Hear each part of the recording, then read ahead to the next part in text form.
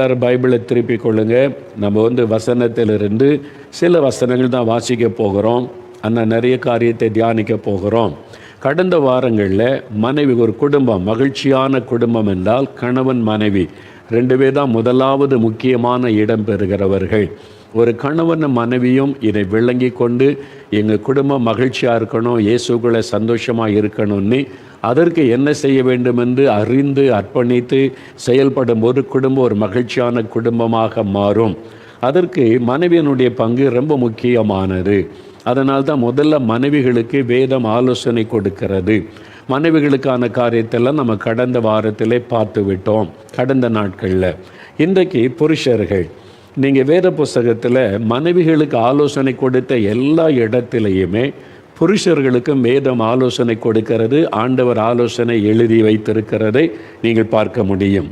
கொலோசியர் 3ஆம் அதிகாரம், எபேசியர் 5ஆம் அதிகாரம், 1 பேதுரு 3ஆம் அதிகாரம், இந்த 3 இடத்திலையுமே மனைவிகளே என்று ஆலோசனை கொடுத்த எல்லா இடத்துலையும் அடுத்து புருஷர்களே. கணவன்மார்களுக்கும் ஆலோசனை பைபிளில் ஆண்டவர் எழுதி இருக்கிறார். ஆண்டவருடைய வசனம் ஒரு சைடாக பேசாது, எல்லாருக்குமே பேசும். ஒரு விசுவாசி எப்படி இருக்குன்னு பேசும்போது ஒரு ஊழியக்காரன் எப்படி இருக்குன்னு பைபிள் பேசும்.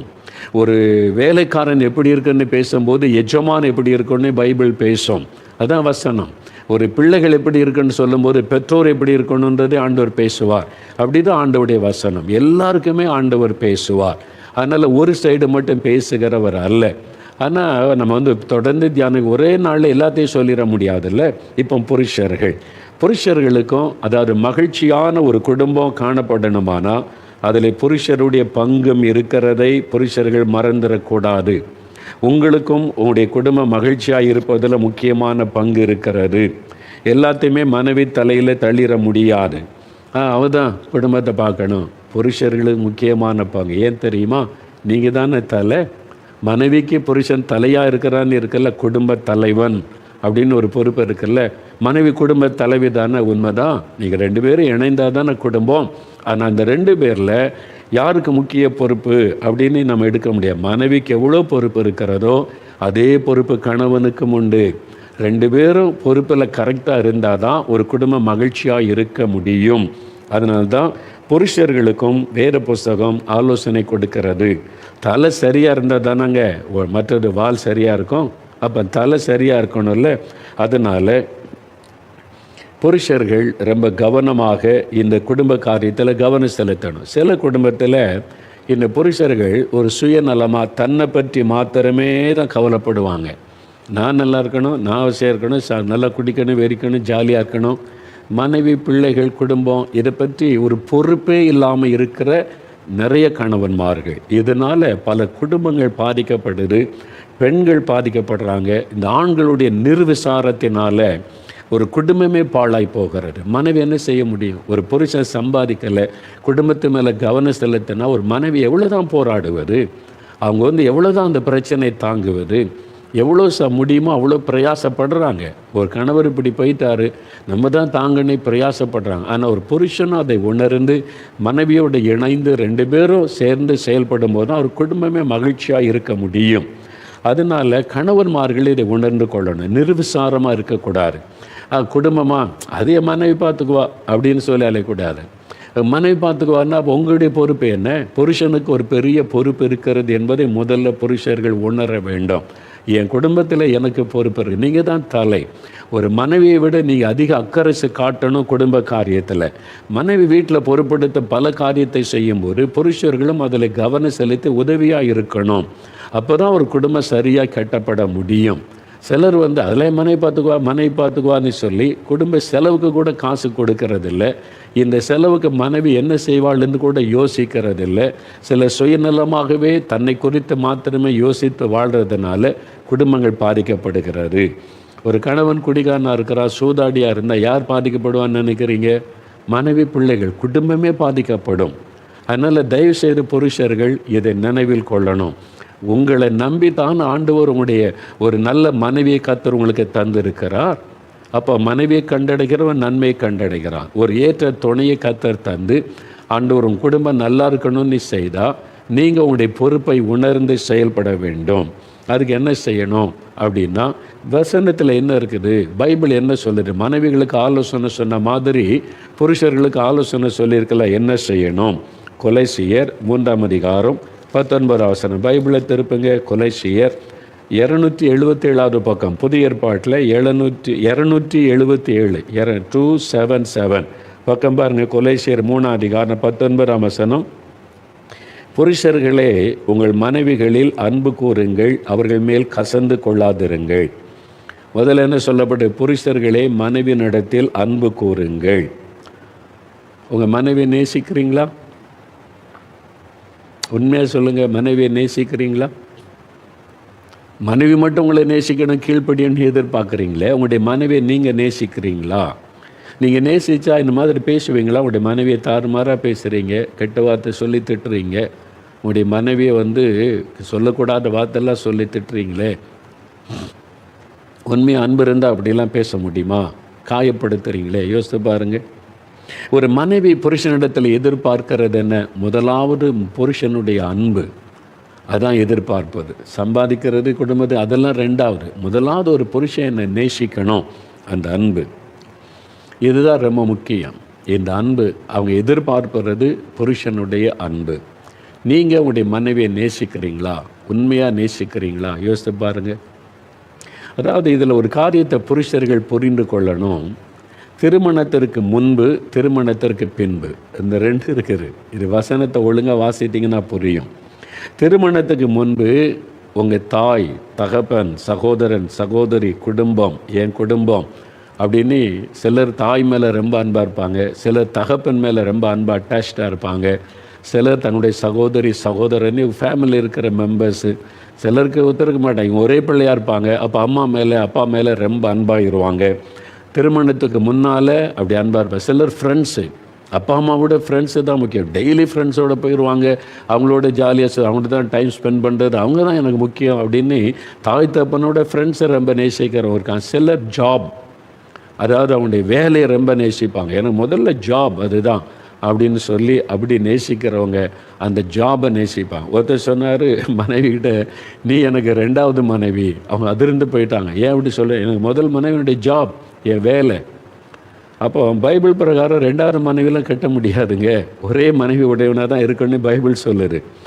அப்போ நீங்கள் வேலை தான் முக்கியம்னா கல்யாணம் பண்ணிடக்கூடாது, வேலையே கட்டிக்கிட்டு இருங்க, அழுங்க அப்படின்னு சொல்லிட்டு. கம்ப்யூட்டர் தான் முக்கியம்னா எது கல்யாணம் பண்ணீங்க? அந்த மிஷினோட வாழ வேண்டியது தானே. தப்பு, அப்படிலாம் பேசக்கூடாது. அந்த சிந்தையை உங்களை விட்டு மாறணும். வேலைலாம் ரெண்டாவது. நீங்கள் அதெல்லாம் கருவிகள், அதெல்லாம் பொருள். நீங்கள் பணம் சம்பாதிக்கலாம், அதை விட முக்கியம் உங்களோட வாழ வந்திருக்கிற மனைவி.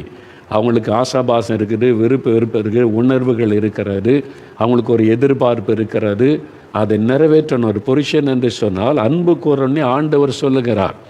மனைவினிடத்தில் அன்பு கூறு. ஒரு மிஷின் மேலே வைக்கிற அன்பை ஏன் ஒரு மனைவி மேலே வைக்கக்கூடாது? எல்லாத்தையும் விட உங்களுடைய மனைவி தான் உங்களுடைய அன்பு கூறணும். திருமணத்திற்கு பின்பு யாரை நீங்கள் அதிகமாக நேசிக்கணும் தெரியுமா? ஆண்டவருக்கு பிறகு உங்களுடைய அன்பு உங்களுடைய மனைவி மேலே தான் இருக்கணும். திருமணத்துக்கு முன்பு நீங்கள் பலர் மேலே அன்பு கூர்ந்திருக்கலாம். ஆனால் திருமணத்திற்கு பிறகு ஆண்டவர் உங்களை நீங்கள் நேசிப்பதற்கு ஒரு நபரை கொண்டு உங்களுடைய வாழ்க்கையில் இணைக்கிறார். மகனை, இதுவரைக்கும் நீ யாரை வேணாலும் நேசித்திருக்கலாம், யாருக்கு வேணாலும் வாழ்க்கையில் முக்கியத்துவம் கொடுத்திருக்கலாம். இன்றையிலிருந்து இவளை தான் நீ அதிகமாக நேசிக்கணும், இவளுக்கு தான் அதிக முக்கியத்துவம் கொடுக்கணும். ஏன் தெரியுமா? மற்ற எல்லாருடைய உறவுகளும் பாதியில் போயிடும், ஆனால் இவள் மட்டும்தான் கடைசி வரை கூட இருக்க போகிறவள். அறிந்து கொள்ளுங்க. ஃப்ரெண்ட்ஸு அவங்களுக்கு கல்யாணம்னா பிரிஞ்சு போயிடுவாங்க. அப்பா அம்மா வயசான பிறகு கூட இருப்பாங்க, ஆனால் ஒரு காய்ச்சி வந்தோடனே உங்களுக்கு முன்னால் ஏற்ற காலத்தில் அவங்க பல்லவத்துக்கு போயிடுவாங்க. சகோதர சகோதரி திருமணமாகி அவங்க குடும்பத்துக்கு போயிடுவாங்க. எல்லா சூழ்நிலையிலையும் வாழ்க்கையின் கடைசி வரைக்கும் உங்கள் கூட இருக்கிற ஒரு துணை உங்களுடைய மனைவி. தேவன் அப்படித்தான் இந்த உலகத்தில் காரியங்களை அமைத்து உங்களுக்கு தந்தார். அதனால தான் ஏற்ற துணை. ஆண்டவர் சொல்கிறார்ல, இவனுக்கு ஒரு ஏற்ற துணை உண்டாக்கும். ஆண்டவர் என்ன சொல்ல, நான் இருக்கிறவனுக்கு ஆதாம், நான் தான் உனக்கு ஏற்ற துணை, நான் கடைசி வரை கூட இருப்பேன் அப்படின்னு சொல்லலையே. இல்லை, இந்த உலக வாழ்க்கையில் உனக்கு ஒரு ஏற்ற துணை வேணும், நான் கூட இருப்பேன். ஆனால் உனக்கு இந்த உலக வாழ்க்கையில் ஒரு ஏற்ற துணை, ஒரு மனைவி என்கிற ஒரு பெண் உன் வாழ்க்கையில் அவசியம். என் ஆண்டவர் தான் அதை உருவாக்கி கொடுத்தா. நீங்கள் அது ஆண்கள் உணர்ந்து கொள்ள வேண்டும். நீங்கள் இந்த வியாக்கியானம் உலக மக்களைப் போல பேசக்கூடாது. கிறிஸ்தவர்கள் பைபிளை வச்சிருக்கிறவங்க உலக மக்களைப் போல இந்த வியாக்கியானெல்லாம் பேசக்கூடாது. வசனம் என்ன சொல்லுதோ அதற்கு உங்களை அர்ப்பணித்து கொண்டாதான் நீங்கள் ஆசீர்வாதமாக இருக்க முடியும். இல்லாவிட்டால் உங்களுடைய சமாதானம் பாதிக்கப்படும், ஆசீர்வாதம் பாதிக்கப்படும். நீங்கள் ஆண்டவர் உங்களை சிருஷ்டித்த நோக்கத்தை நீங்கள் மறந்து செயல்படும் போது கர்த்தருடைய பாதுகாப்பை கூட இழக்க நேரிட்டு விடும். அதனால் மனைவியினிடத்திலே அன்பு கூற வேண்டும். நீங்கள் யோசித்து பாருங்களேன், திருமணமாகும்போது யார் அதிக தியாகம் பண்ணுறா அப்படின்னு பார்த்தீங்கன்னா, பொதுவாக நீங்கள் பாருங்கள், மனைவி தன்னுடைய பெற்றோர், தன்னுடைய உறவுகள் 20-22 வருஷம் வாழ்ந்த எல்லாவற்றையும் விட்டு புருஷனோடு இணைந்து வாழ வரக்கு காரணம் என்ன? என்னை நேசிக்க எனக்கு ஒரு கணவர் இருக்கிறார், எனக்கு அவர் பாதுகாப்பாக இருப்பார், என் உணர்வை புரிந்து கொள்ளுவார், இனிமேல் அவர் தானே எனக்கு வாழ்க்கை முழுவதும். உங்களை நம்பித்தான் உங்களுடைய மனைவி உங்களை கைப்பிடிச்சு வர்றாங்க. உங்கள் பெற்றோரை நம்பி அல்ல, குடும்பத்தாரை நம்பி அல்ல, புருஷன் என்கிற உங்களை நம்பித்தான் அந்த மனைவி உங்களோட வாழ, எல்லாவற்றையும் விட்டு உங்களோட இணைந்து வாழ தங்களை அர்ப்பணித்து வருகிறார்கள். அவங்களுடைய எதிர்பார்ப்பு என்ன அவங்க நேசிக்கணும் என்பது. அதனால் அதில் கவனம் செலுத்தணும். சிலர் சொல்லுவாங்க, எனக்கு எங்கள் அப்பா அம்மா தான் முக்கியம் என்பதாய் சொல்லுவார்கள். இவ இன்றைக்கி வந்தவ தானே, நல்லா அறிந்து கொள்ளுங்க. அப்பா அம்மா கூட எவ்வளோ நாள் இருக்க முடியும்? நீங்கள் 24 வயசு வரைக்கும், கல்யாணம் வரைக்கும், அவ்வளோதானே. அதுக்கப்புறம் நீங்கள் சாகு வரைக்கும் கூட இருக்க போகிறது யார்? உங்களுடைய மனைவி. அதான் வேத ஒழுங்கு, ஆண்டவர் சொல்லியிருக்கிற ஒழுங்கு. அதனால் கர்த்தர் என்ன சொல்லியிருக்கிறாரோ அதில் கவனம் செலுத்தணும். சிலர் அப்பா அம்மா தான் எனக்கு முக்கியம் அப்படின்னு சொல்லுவாங்க. இல்லை, திருமணத்திற்கு பிறகு மனைவி தான் உங்களுக்கு முக்கியம், ஆண்டவருக்கு பிறகு. அப்போ அப்பா அம்மா முக்கியம் கிடையாதா? அதுக்கு பிறகு வருவாங்க, அவங்களையும் கவனிக்கிற பொறுப்பு. அதான் ஒரு புருஷனுடைய பொறுப்பு. ஒன்று, மனைவியை நேசித்து அன்பு கூர்ந்து பராமரிக்கணும். ரெண்டாவது, உங்களுடைய தாய் தகப்பனையும் பராமரிக்கணும். இந்த 2 பொறுப்பு புருஷனுக்கு இருக்கிறது. மனைவி அப்படி கிடையாது. மனைவி தன்னுடைய குடும்பத்தை விட்டு புருஷனோட வாழ வந்துடுறாங்க. ஒருவேளை ஒரே மகளாக இருந்தால், ஒரே மக தான் அந்த பெற்றோர் வளர்க்குறாங்க, திருமணமான பிறகும் அந்த பெற்றோர் இந்த மகளை சார்ந்து தான் வாழுவாங்க. அந்த மாதிரி சூழ்நிலையில் இருக்கும்போது அந்த மகள் தன்னுடைய பெற்றோரை கவனிக்கணும் கடைசி வரைக்கும். அந்த பெற்றோருக்கு அந்த ஒரு மகள் என்றால் திருமணம் செய்கிற ஆண்கள் அதை புரிந்து கொள்ளணும். உங்களுடைய மனைவி அவங்க பெற்றோருக்கு ஒரே மகளாக இருந்தால் அவங்க அப்பா அம்மாவுக்கு ஆதரவாக இருக்க நீங்கள் உதவி செய்யணும். இல்லை, இனிமே உங்கள் அப்பா அம்மாவில் முக்கியம் கிடையாது, அவங்கள பார்க்கக்கூடாது, அவங்களுக்கு உதவி செய்யக்கூடாது, இனிமேல் நான் தான் அப்படின்னு சொன்னீங்கன்னா அந்த வயதான பெற்றோருடைய உள்ளம் காயப்பட்டு விடும். ஏன்னா ஒரே மகள் தானே. இப்போ அவங்களுக்கு வேறு பையன் இருக்கிறான் அப்படின்னு சொன்னால் பையன் பார்த்து கொள்ளுவான். ஆனால் ஒரே மகளுடைய பெற்றோராக இருந்தால் ஆண்கள் அதை புரிந்து கொண்டு மனைவியையும் அந்த மனைவியினுடைய பெற்றோரையும் நேசித்து அவங்களையும் பராமரிக்கணும். உங்கள் சொந்த தாய் தகப்பனையும் சந்தோஷமாக வச்சுருக்கணும். அதான் வேறு ஒழுங்கு எல்லாமே. சிலர் சொல்லுவாங்க, இன்னும் ஒரு சிலர் எங்கள் அப்பா அம்மா முக்கியன்ட்டுன்னு அதை சார்ந்து கொள்ளுவாங்க. இன்னும் சிலர் இருக்கிறாங்க, எனக்கு மனைவி தான் முக்கியம், இன்னும் அப்பா அம்மா தேவையில்லைன்னு அப்பா அம்மா விட்டுருவாங்க. அவங்கள தெருவில் விட்டுருவாங்க, அவங்கள எப்படியும் போட்டுன்னு விட்டுருவாங்க. மனைவி சொல்கிறதே கேட்டு அப்பா அம்மாவை வெறுத்து ஒதுக்கி தள்ளிடுவாங்க. வயசான காலத்தில் தாய் தகப்பனை கவனிக்கிறது இல்லை. 2மே தவறு. இந்த 2மே செய்யக்கூடாது. ஒன்று, அப்பா அம்மா தான் முக்கியம்னு அவங்களையும் சார்ந்துடக்கூடாது. எனக்கு இன்னும் மனைவி தான் முக்கியம்னு மனைவி சொல்கிறதை கேட்டு அப்பா அம்மாவை வீட்டை விட்டு விரட்டி அவங்கள அனாதை மாதிரி ஆக்கிடக்கூடாது. அதுவும் தவறு. அப்போது நீங்கள் பேலன்ஸ் பண்ண 2. இந்த பக்கம் மனைவி அவங்கள நேசித்து சந்தோஷம் வைக்கணும், இந்த பக்கம் தாய் தகப்பன் அவங்களையும் நேசித்து அவங்களுக்கு செய்ய வேண்டிய கடமைகளை செய்து அவங்களே மகிழ்ச்சியாக வைக்கணும். சில மனைவிமார்கள் அந்த புருஷனுடைய பெற்றோரை ஒதுக்கி தள்ளிடுவாங்க. அதனால் தயவுசெய்து மனைவிமார் கவனிங்க, நீங்கள் திருமணமாகி உங்கள் கணவரை நேசிக்கிற மாதிரி கணவருடைய பெற்றோரையும் நீங்கள் நேசிக்கணும். அவங்கள ஒதுக்கி தள்ள இடம் கொடுக்கக்கூடாது. ஒருவேளை உங்கள் கணவர் அப்படி செஞ்சால் கூட, இல்லை அவங்க நம்ம கூட இருக்கட்டும், அவங்க வயசான காலத்தில் நம்ம தான் அவங்கள கவனிக்கணும்னு உங்கள் புருஷனுக்கு ஆலோசனை சொல்லி அந்த தாய் தகப்பனை கூட வச்சு பராமரிக்கிறதற்கு நீங்கள் துணையாக இருக்கணும். அது உங்களுக்கு ஆசீர்வாதம், உங்கள் எதிர்காலத்துக்கு ஆசீர்வாதம். ஏன்னா மனுஷன் எதை விதைக்கிறானோ அதை அறுப்பான். அப்புறம் உங்களுக்கு அந்த காரியம் நிகழ்ந்து விடும். அதுக்கு இடம் கொடுக்காதங்க. அதனால் 2 காரியம். ஒன்று, மனைவியினிடத்தில் அன்பு கூறுங்க, பெற்றோரையும் கனப்படுத்துங்க. புருஷர்கள் இந்த 2 காரியத்தை பேலன்ஸ் பண்ணணும். இதில் தான் புருஷர்களுக்கு தடுமாற்றம் வரும்.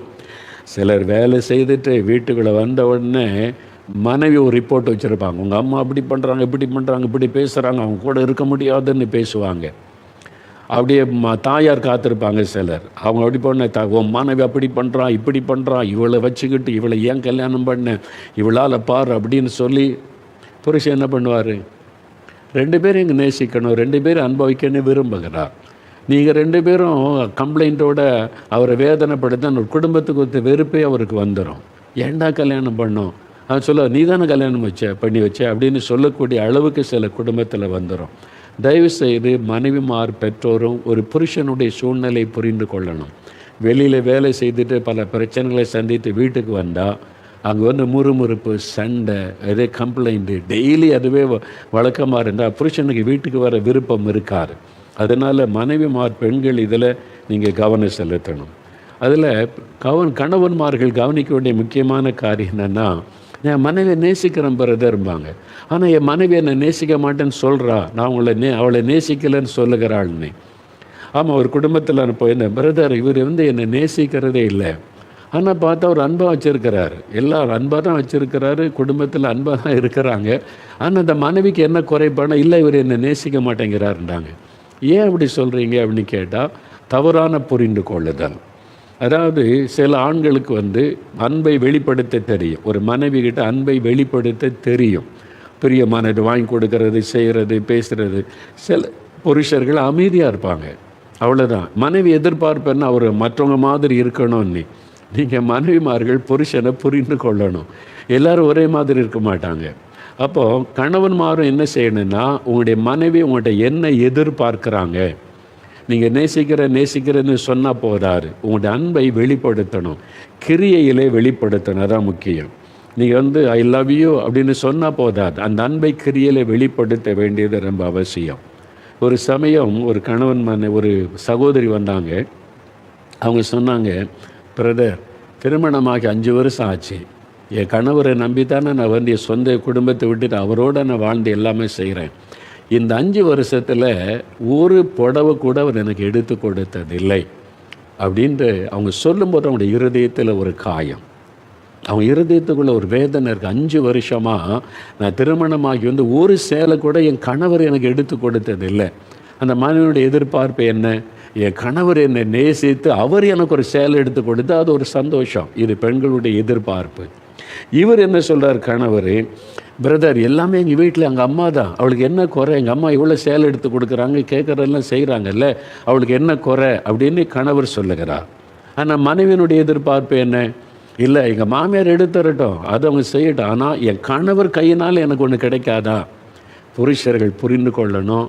நீங்கள் திருமணமான பிறகு எங்கள் அம்மா பார்த்துக்குவாங்க, எங்கள் அப்பா பார்த்துக்குவாங்க, சேலை எடுத்து கொடுப்பாங்க, ட்ரெஸ் எடுத்து சொல்லக்கூடாது. அதே ஒரு பண்டிகையில் கூட்டு குடும்பத்தில் ஒன்றா எடுக்கிறாங்க, சரி. நீங்கள் உங்கள் மனைவிக்கு என்ன செய்கிறீங்க? உங்கள் உங்கள் அம்மா 10,000 ரூபாய்க்கு பட்டு சேலை எடுத்து கொடுக்கறத விட நீங்கள் உங்கள் மனைவிக்கு 300 ரூபாய்க்கு ஒரு சேலை வாங்கி கொண்டு கொடுங்க.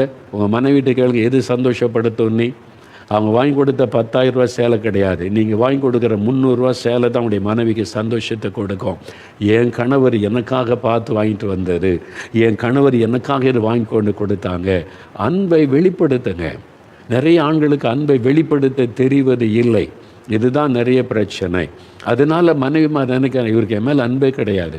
உண்மையாக அவர் நேசிப்பார், ஆனால் இவர் அன்பை வெளிப்படுத்தாதனால மனைவிமார்களுக்கு என்ன இவர் எனக்கு ஒன்றும் செய்ய மாட்டார், எதுக்கடுத்தால் அம்மாட்ட போய் கேளுன்றார், அப்புறம் இவர் என்ன கல்யாணம் பண்ணார் அப்படின்னு கேட்பாங்கல்ல. கரெக்ட் தானே அது? அதனால் சிலர் சொல்லுவாங்க, எங்கள் வீட்டில் எங்கள் அம்மா தான் பொறுப்பு அப்படின்னு சொல்லுவது, அது தவறு. தயவுசெய்து சொல்ல. ஒரு முறை ஒரு கணவன் மனைவி வந்தாங்க என்கிட்ட ஜெபம் பண்ண. அந்த சகோதரி பாவம், அவங்க சொல்கிறாங்க, கணவர் இருக்கிறார், பிரதர் எனக்கு ஸ்கின் அலர்ஜி. ஸ்கின் அலர்ஜினால டாக்டர் சொல்லிட்டாங்க இந்த குறிப்பிட்ட சோப்பு தான் பயன்படுத்தணும். அது காஸ்ட்லியான சோப்பும் கிடையாது, சாதாரணமாக மார்க்கெட்டில் கிடைக்கிற சாதாரண ஒரு பிராண்டு சோப்பு தான். இந்த பிராண்டை தான் நீங்கள் பயன்படுத்துங்க, இல்லாட்டினா ஸ்கின் அலர்ஜி. அப்போது கணவர்கிட்ட யார்கிட்ட கேட்பாங்க? கணவர்கிட்ட தானே கேட்பாங்க. கணவர்கிட்ட எனக்கு இந்த சோப்பு தாங்க ஒத்துக்கிடும், மற்ற சோப்பு போட்டால் எனக்கு அலர்ஜி, அதை வாங்கி கொடுங்கன்னா இவர் என்ன சொல்கிறாரு, எங்கள் அம்மாட்ட போய் கேளு. அம்மாட்ட கேட்ட என்ன சொல்லுவாங்க? ஏன் நான் வாங்கி கொடுத்து போட மாட்டாளோ? பேசுவாங்கல்ல. அவங்கள்ட்ட ஏன்னா அவங்க அப்படிப்பட்ட ஒரு சுபாவம் உள்ளவங்க. இந்த மனைவி யார்கிட்ட கேட்பாங்க?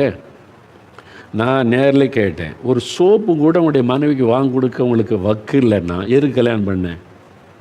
நேரில் கேட்டேன் நான், உண்மையில் ஒரு சோப்பு அவனுக்கு காஸ்ட்லியாக கேட்டாங்க, சாதாரண சோப்பு.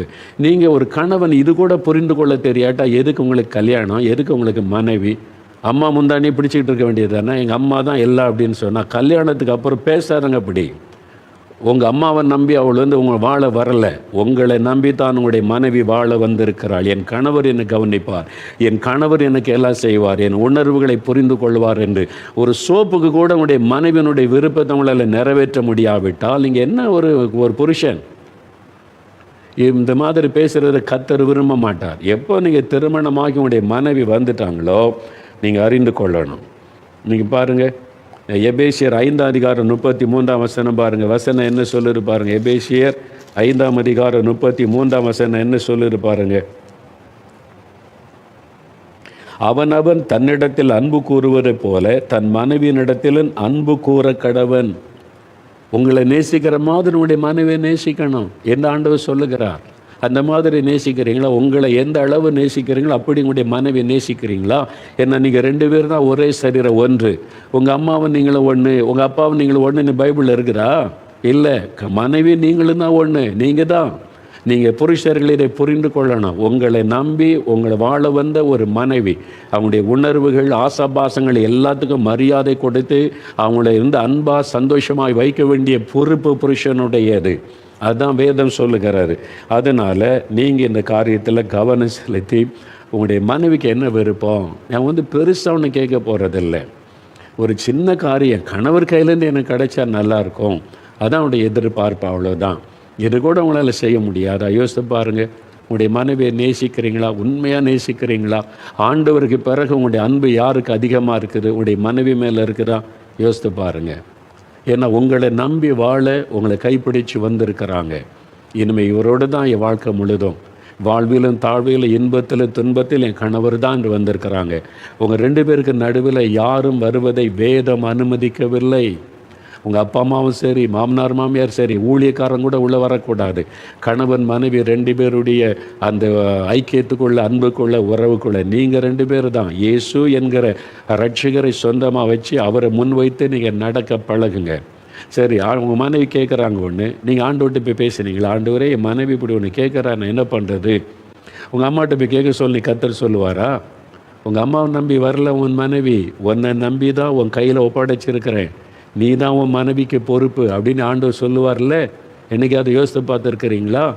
என் மனைவிக்கு நான் தானே பொறுப்பு. நான் கூட்டு குடும்பமாக இருக்கும்போது கூட நான் தானே என் மனைவிக்கு பொறுப்பு. இல்லை எங்கள் அம்மா பார்த்துக்குவாங்க அம்மாக்கிட்ட அப்படின்னு சொல்ல முடியாது.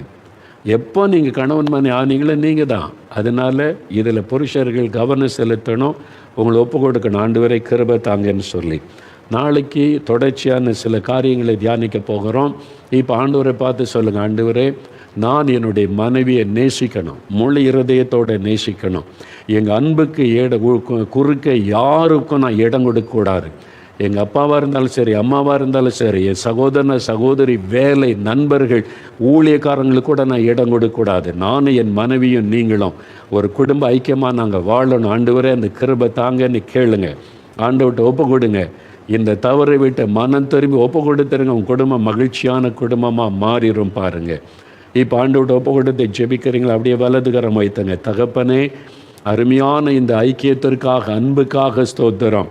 இந்த நல்ல ஒரு மனைவியை நீ தந்திருக்கிறதற்காய் ஸ்தோத்திரம். என்னோடு இணைந்து வாழ, என் துன்பத்திலும் இன்பத்திலும் வாழ்விலும் தாழ்விலும் என்னோடு கூட இணைந்து நிற்கிற ஏற்ற துணையை தந்திருக்கிறதற்காய் ஸ்தோத்திரம். என் மனைவியை நேசிக்க எல்லாரையும் விட ஆண்டவருக்கு பிறகு என் மனைவியிடத்தில் அன்பு காட்ட, ஆண்டவரை அவள் அன்பாய் நேசித்து வைத்து கொள்ளுகிற இருதயத்தை எங்களுக்கு தாரும், எனக்கு தாரும்.